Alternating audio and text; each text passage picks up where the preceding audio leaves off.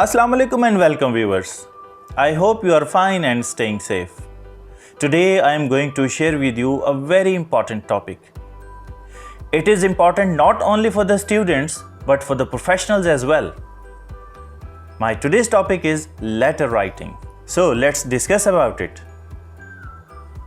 My topics of discussion are types of letters, formats of letters, parts of letters, kinds of informal letters, kinds of formal letters, major categories of letters, and essential tips for letter writing. First, we'll discuss about what is a letter.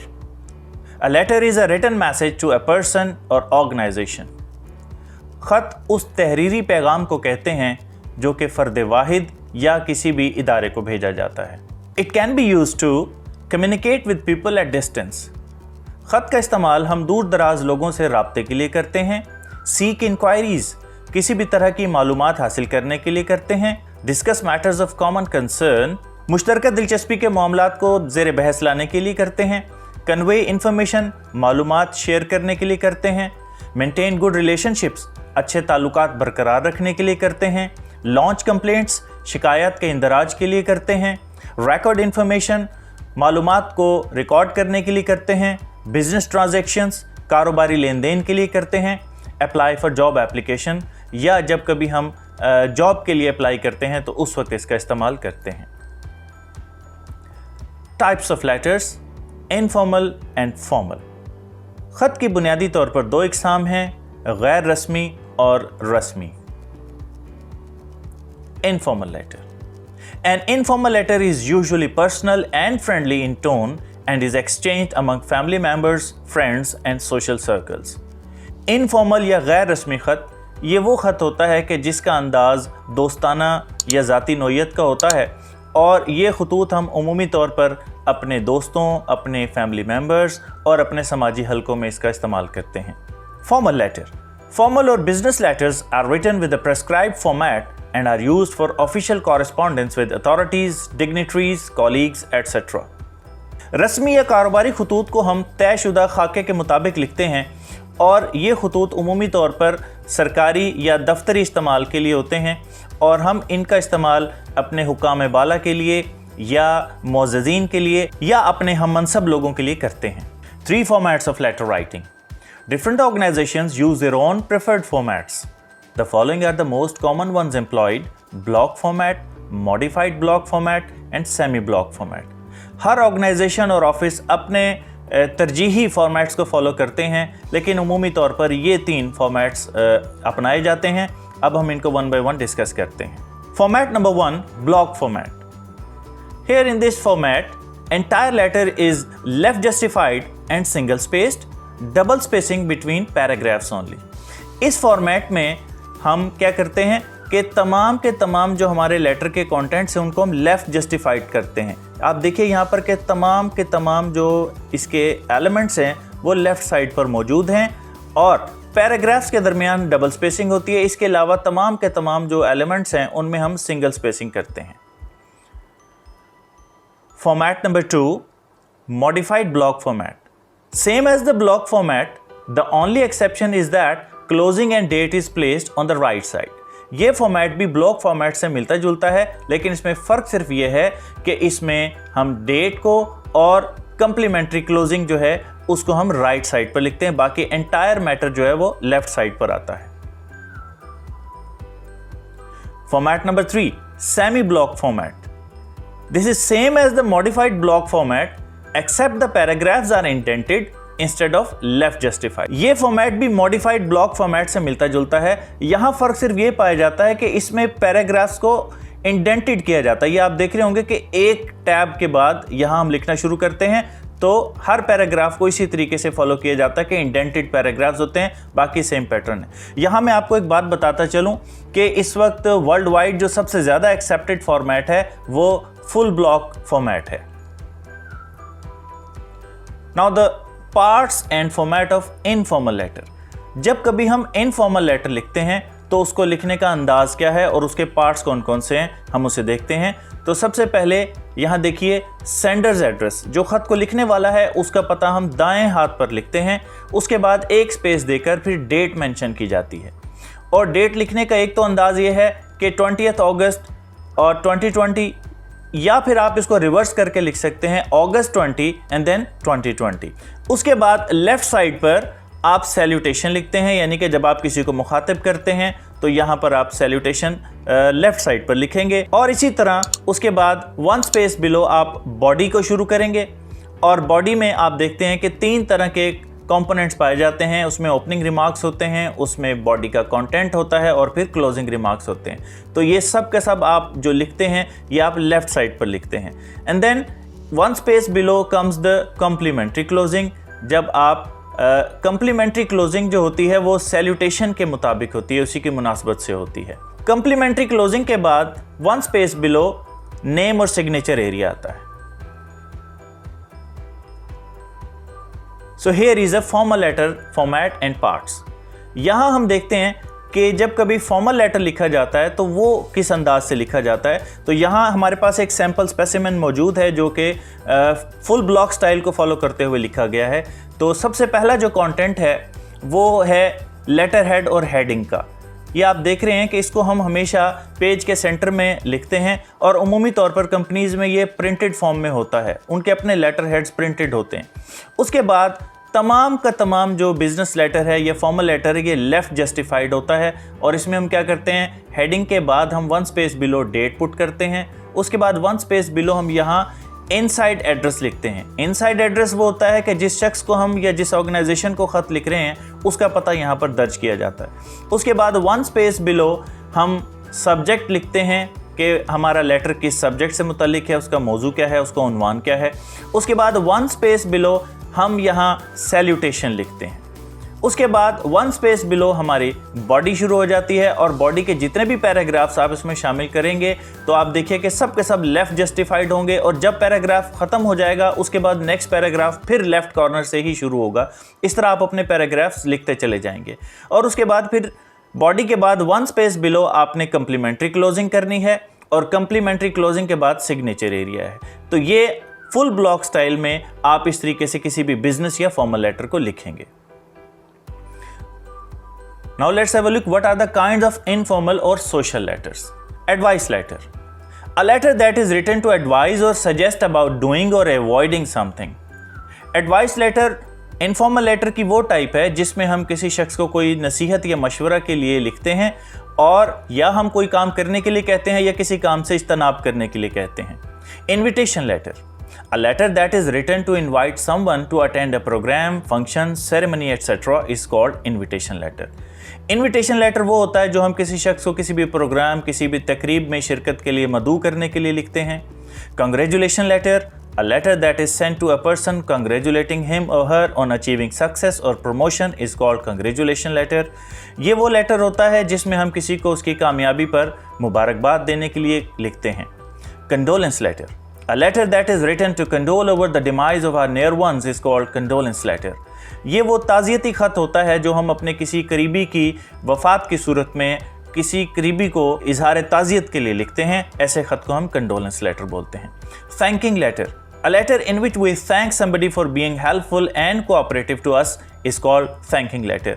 शुक्रिया का ख़त वो होता है जिसमें हम किसी शख्स को उसके ताउन पर और हमारी मदद करने पर शुक्रिया का इजहार करने के लिए लिखते हैं। Apology letter, a letter that is written to apologize for a mistake that was done unintentionally is called apology letter. ऐसा ख़त जो हम गैर दानिस्ता या नादानिस्ता गलती करने पर किसी से माजरत के लिए लिखते हैं तो उसे हम apology letter कहते हैं। तो आप देख सकते हैं कि ये हमारे इनफॉर्मल लेटर की काइंड्स हैं, और मज़ीद हम देखते हैं कि फॉर्मल और बिजनेस लेटर्स की काइंड कौन कौन सी हैं। Number 1, inquiry letter, a letter that is written to ask the price and features of required objects or services is called inquiry letter. ऐसा ख़त जो कि किसी भी अशिया या सर्विसेज के बारे में मालूमात और उनकी कीमत जानने के लिए लिखा जाता है उसे हम इंक्वायरी लेटर कहते हैं। Order letter, a letter that is written to place an order is called order letter. वो ख़त जो हम ऑर्डर प्लेस करने के लिए किसी भी चीज़ की या अशिया की ख़रीदारी के लिए ऑर्डर देने के लिए लिखते हैं उसे हम ऑर्डर लेटर कहते हैं। Credit letter, a letter from a bank or a financial institution on the buyer's behalf to assure the payment to the seller is called credit letter. Credit letter ऐसा ख़त होता है जो कि किसी बैंक या किसी भी फाइनेंशियल इदारे की जानिब से लिखा जाता है और जिसमें फ़रोख्त कुनिंदा को इस बात की श्योरिटी दिलाई जाती है, यकीन दिलाया जाता है कि ख़रीदार वक्त पर पेमेंट कर देगा। Complaint letter, a letter in which we make the non-delivery of the delayed, defective goods or services is called complaint or claim letter। ऐसा ख़त जिसमें हम अशिया की अदम फराहमी या ताख़ीर से फराहमी या अशिया में कोई नुक्स पाए जाने की सूरत में जो हम ख़त लिखते हैं, ऐसे ख़त को हम क्लेम और कंप्लेंट लेटर कहते हैं। Adjustment letter, a letter that is written in response of a claim complaint letter is called adjustment letter। If it is denied, it is called refusal to adjustment। ऐसा ख़त जो कि हम किसी शख्स की कंप्लेंट या क्लेम की सूरत में उसको एंटरटेन करने के लिए लिखते हैं, तो उसकी कंप्लेंट को दूर करने के लिए लिखते हैं, तो ऐसे लेटर को हम एडजस्टमेंट लेटर कहते हैं। लेकिन अगर क्लेम और कंप्लेंट करने से इनकार करना हो तो उस सूरत में रिफ्यूज़ल टू एडजस्टमेंट का ख़त लिखा जाता है। Collection letter, a letter that is written to collect the credit according to an agreement is called collection letter। ऐसा ख़त जो कि क्रेडिट की कलेक्शन के लिए लिखा जाए, वो चीज़ जो लोन पर दी गई थी या जो लोन की वसूली के लिए ख़त लिखा जाता है, उसे हम कलेक्शन लेटर कहते हैं। Goodwill letter, a goodwill letter is written to maintain relations। Goodwill letter का मकसद ताल्लुकात को बरकरार रखना होता है। Sales letter, a letter that is written to motivate someone to purchase and advertise product। ये वो ख़त होता है जिसके ज़रिए से हम दूसरे लोगों को मोटिवेट करते हैं ताकि वो हमारी अशिया को ख़रीद सकें। Sales promotion letter, a letter that is written to promote sales of goods services is called sales promotion letter. ऐसा ख़त जो कि हम अपनी सेल्स या अपनी सर्विसेज को बढ़ाने के लिए लिखते हैं, उसे हम सेल्स प्रमोशन लेटर कहते हैं। Letter that provides a good news, good message, favourable information.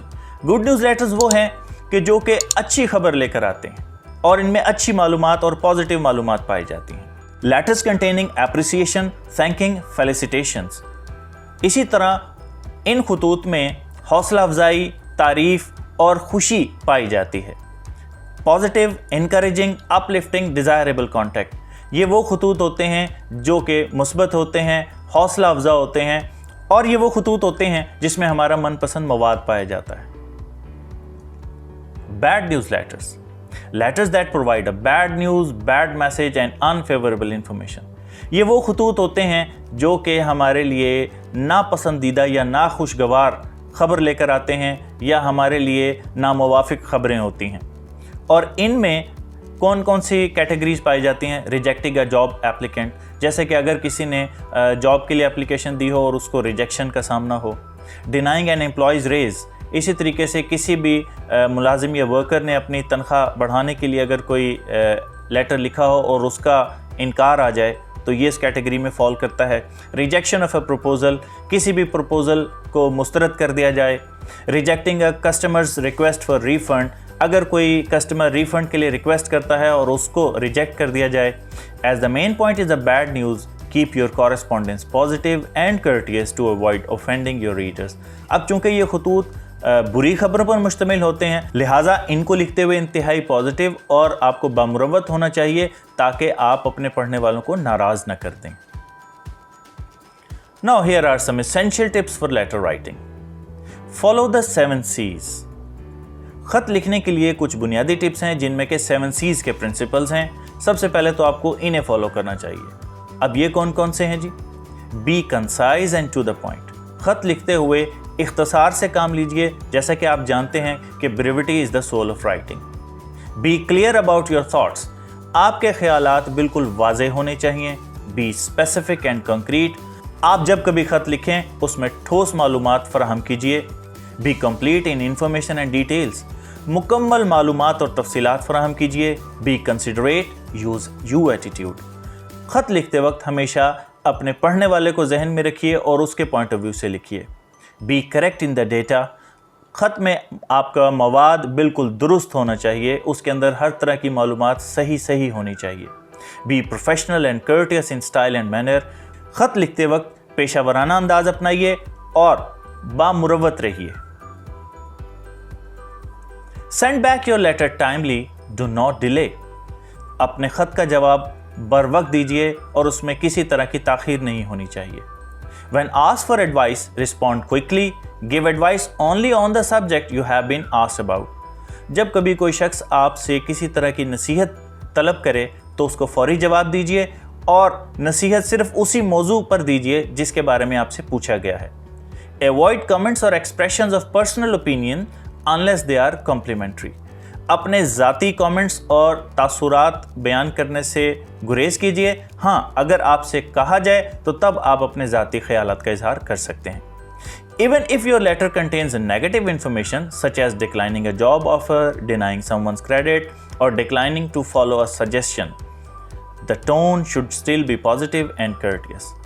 अगर आप कोई नेगेटिव इन्फॉर्मेशन या नापसंदीदा मालूमात भी लिख रहे हैं तो जहन में रखिए कि आपके ख़त का लहजा पॉजिटिव होना चाहिए और उसमें मुरव्वत ज़रूर नज़र आनी चाहिए. It is often a good idea to thank the reader for his or her time and interest. और ये एक अच्छा जेस्चर होगा अगर आप अपने पढ़ने वाले की दिलचस्पी और वक्त निकालने के लिए उसका शुक्रिया अदा करते हैं. सो डियर स्टूडेंट्स, मैं उम्मीद करता हूँ कि मेरा आज का लेक्चर आपके लिए मालूमाती रहा होगा. और अगर आप चाहते हैं कि इसी तरह के लेक्चर्स आप तक बर वक्त पहुँचते रहें तो इसके लिए आप मेरे चैनल को सब्सक्राइब कीजिए और बेल आइकॉन को क्लिक कर दीजिए ताकि मेरे नए लेक्चर्स आप तक टाइमली पहुँचते रहें. आपकी मोहब्बतों का शुक्रिया.